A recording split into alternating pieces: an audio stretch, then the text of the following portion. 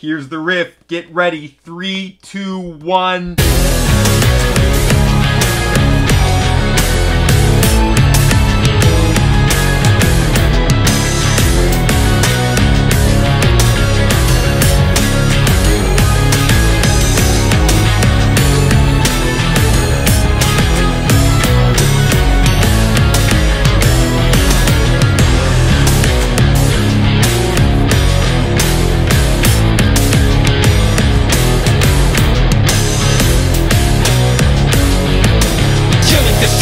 The Adam Jones arpeggiation technique is literally just the Rosetta Stone thing.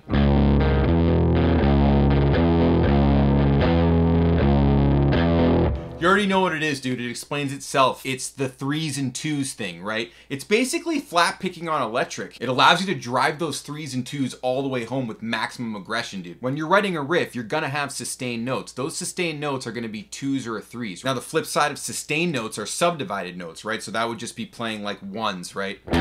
Something like that. So it's always going to be a combination of subdividers and sustained notes. Subdividers 1 and 2 and 3 are in the same category as sustainers. This is an important way to think about riff creation, right? This riff is only going to be a combination of 1s, 2s, and 3s. Just like everything else when you really get down to the fundamental first principles. And if you want to learn more about the Adam Jones technique, check out that video, right? Classic video, right? You know, it's the same thing with the beat cycles. Not the first time I talked about this, but here we go. Using the 27 beat cycle, dude. Trip 9, son, dude. Get into the computers now! This was literally a request, dude, from Maple Fox, dude. Absolutely masterful request, blowing my mind. Why didn't I think of it, dude? 27 beat cycle, dude. Layers of 3s, dude. All kinds of free opportunity right there. So let's just go ahead and hack away at it, dude. One organization I like is 5-4-4.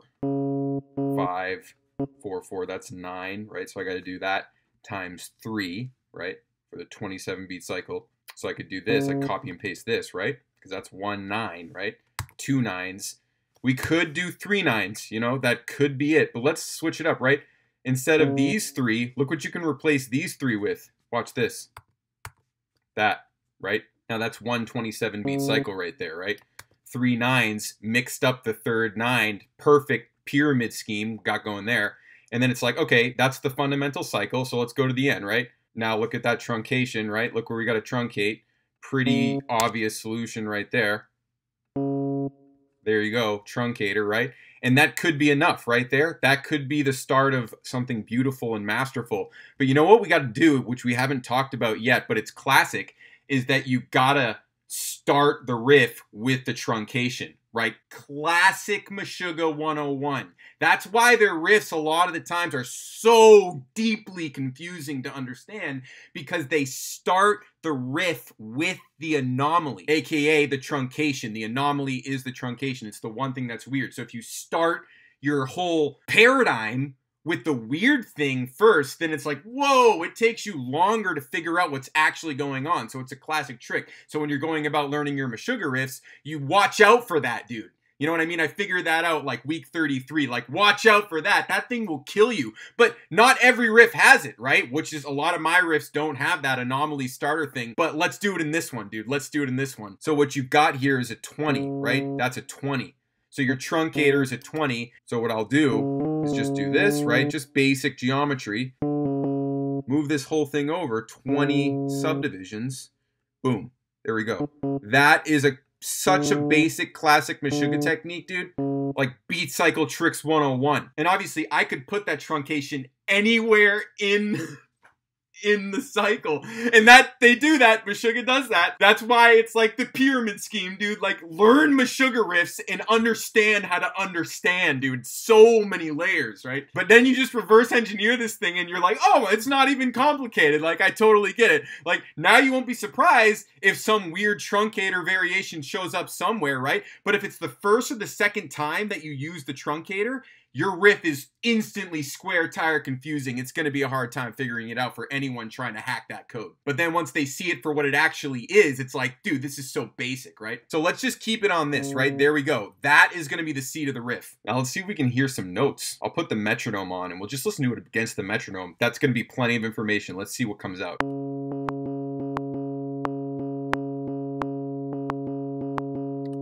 You hear that phrase? This is a little beautiful thing right here.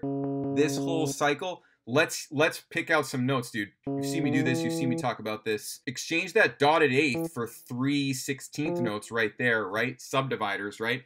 And what did I just pick? I just picked both thirds, right? Both thirds are classic, but it's already informing me, okay, like blues riffing, aka Dorian riffing, aka, you know where I'm going, dude. I'm probably gonna set up a Dorian to an Aeolian progression in this riff. This harmonic rhythm is going to probably contain that progression. That's just my instant guiding principle that's just becoming apparent from what's already going on. Let's see what that sounds like. This is a note. Something. Maybe. You can just kind of hear where those accents are, and I just hear it as a Dorian turnaround setup, right? I've got the flat seventh going to the natural sixth, setting up an obvious Dorian with a little extra note right here, but basically Dorian. Yep. Now right here, that's the truncator, right? Riff starts on the truncator, so we need to mark the beginning of the next cycle to imply that deep psychology cycle vibe. So how could we end it? Stay in Dorian, you know, something like this.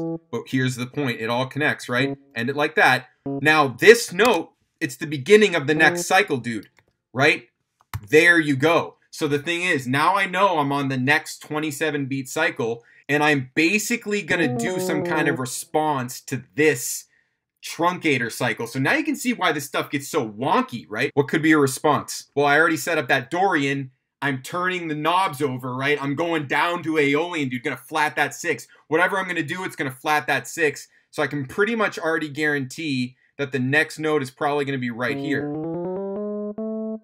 Flatted sixth, right? That's the natural sixth, that's the flatted sixth. I'm implying that vibe that I always talk about. And if possible, keep the vibe as basic and similar as we had going before, right? Just walking down the scale. Walking down the scale here. Let's listen to that right there. It's so obvious. Like you writing it freaking self, dude. Now we just got these last three to deal with in the cycle, right? 3 3s in a row. It's like the variation within the cycle. So this is where I think we can get surgical, right? Really make it hard on ourselves. You know, because I'm going to learn the riff is what I mean. That's a 3, right? That's a 1 and a 2 to get us a 3, but that's subversive because we haven't used a 1 like this by itself before. You know, these are all little 1s over here, but let's just mix it up. Let's keep being subversive. What I'm thinking here is this is coming to the end, right? Because the next cycle begins right here. So I have these 2 groupings of 3 left, and I want to keep it going with the devastation, right? See what I'm going here? That, to me, I like this because this is going to set up a nice little repeated low open D flat string before I start the next cycle. And what do we always talk about? When you start the next cycle, you have to mark it. So I'm going to mark that next cycle, right?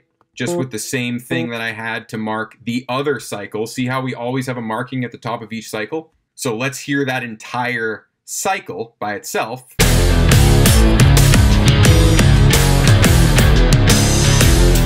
Right? Hear the top right there? Boom. That is gnarly, dude. That's the white knuckle rodeo is what that is. And the thing to notice is that I wrote in harmonically that call and response, right? The call is Dorian right here with the natural 6, and the response is Aeolian right here with the flat 6, right? That's marking the fundamental phrasing of each cycle. Do you see what I'm getting at here, dude? Like the nubs of reality. So let's hear that whole beginning bit.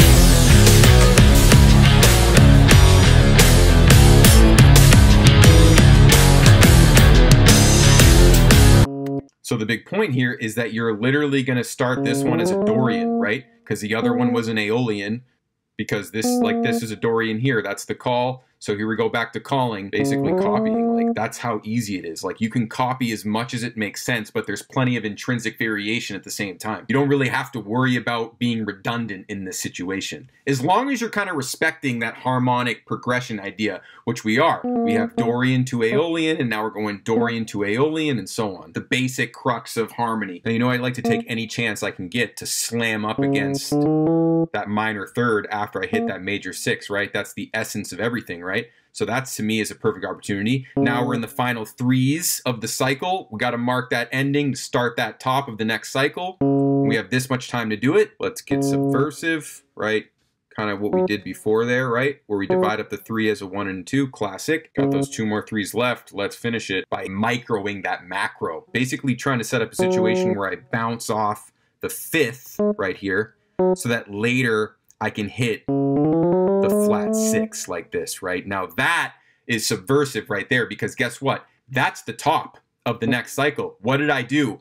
I not only did not mark it, I put the rhythm of the marking 1 3-note grouping before the downbeat. That is like mean. That is mean. Mean to me, because I'm going to learn this. Like, this is going to make it extremely difficult to learn, but the phrasing of the harmony is telling me I need to do it. And I think I'm going to be glad that I respected that right when I hear this, right? If I start from the top of this 3rd cycle, right? This is the 3rd cycle, which is a full 27 beats. Listen to that on its own.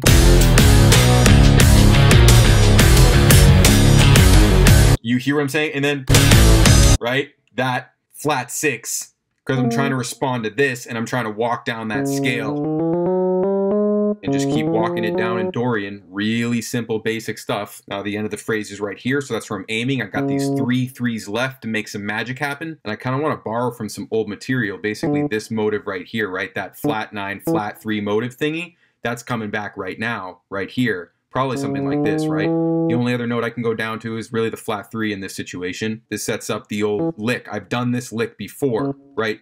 That's this lick over here. Did that before, right? That's perfect. And now that's the last 3, right? So now that is the 4th cycle. The 1st is a truncated 20. The 2nd is a 27. The 3rd is a 27. The 4th is a 27. And the 5th here is a 27. That's the final one.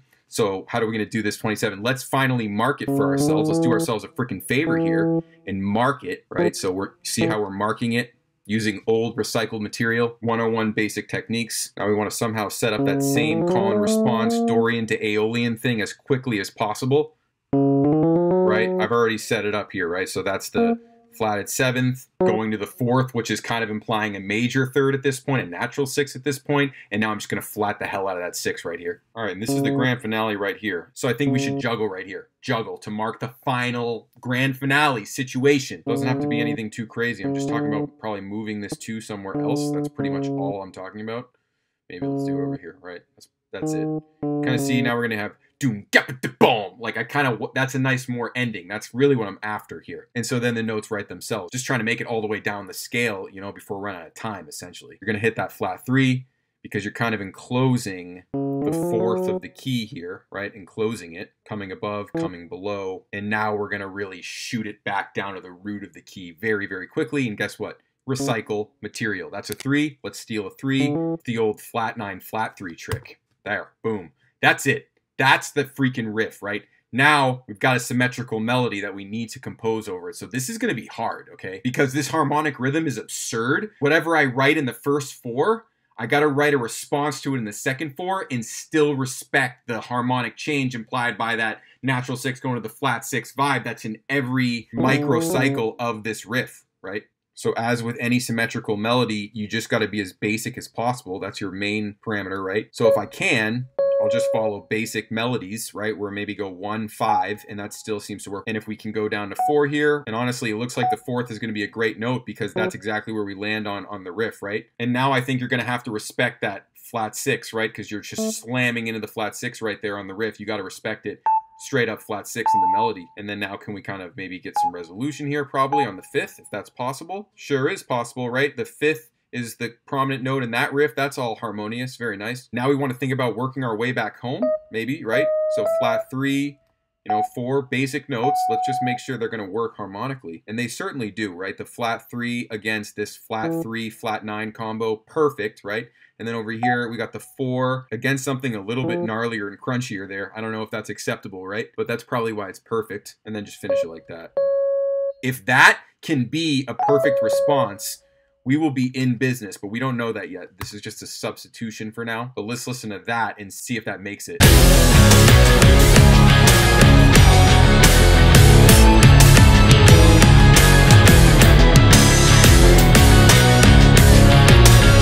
It's perfect. And that's honestly a great example of breaking like hard and fast rules. Like literally I've got the natural 4th of the key against the flatted 4th of the key, also known as the major 3rd. and then going down to the flat 3 of the key. That's pretty crunchy. That's like 3 chromatic notes like holding on together. But it honestly sounds amazing, right? We talk about crunch. Breaking rules is key. You got to know when to do it. That's a great spot to do it. It sounds amazing, right? So then, is this response going to work with our harmony? Honestly, probably. So let's hear that response.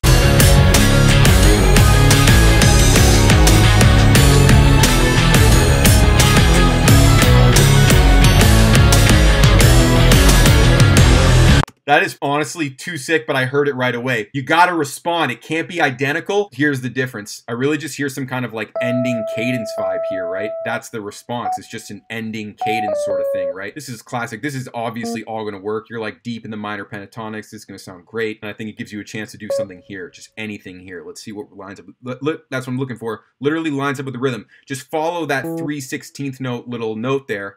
Watch this. This is what I mean. Like blues melody. This. That. That's what I'm talking about, right? That's the whole thing. That's killer. And obviously goes without saying, you want to hear the whole track, you can come right over here to school, dude. Check it out in the classroom, right? You can hear this track, all the tracks from previous weeks. I make these videos where I put the MIDI going along with the track as it plays, dude. Check it out. The last pattern prevails. It's your habitat, so crack the fractal. Get high on the macro. Radicalize the focus, make it de facto. If you really want to go all the way deep, I will open your mind to fully comprehending all the theory that you didn't understand in this video, dude. Maybe there were some terms and you're trying to figure out like what the hell is he actually talking about, but it almost makes sense to you. I can fully crack your brain open to it, dude. I can make you understand it. I've made hundreds of students understand comprehensive music theory in a very short amount of time, dude. So get in on that, dude. You'll understand everything in like 10 hours tops. So you can obviously book it Instagram, right? And then of course I basically let you in the school for free after that. If you want to learn more about Adam Jones, this video, obviously the classic, and then you want to learn more about beat cycles, you got this video, and honestly this video too. You got literally all, go watch those 3 if you want to learn more and stuff. Obviously all the links in the description. School, crack your brain open to music theory, understanding all of a sudden instantly 10 hours or less. And also, dude, good, dude.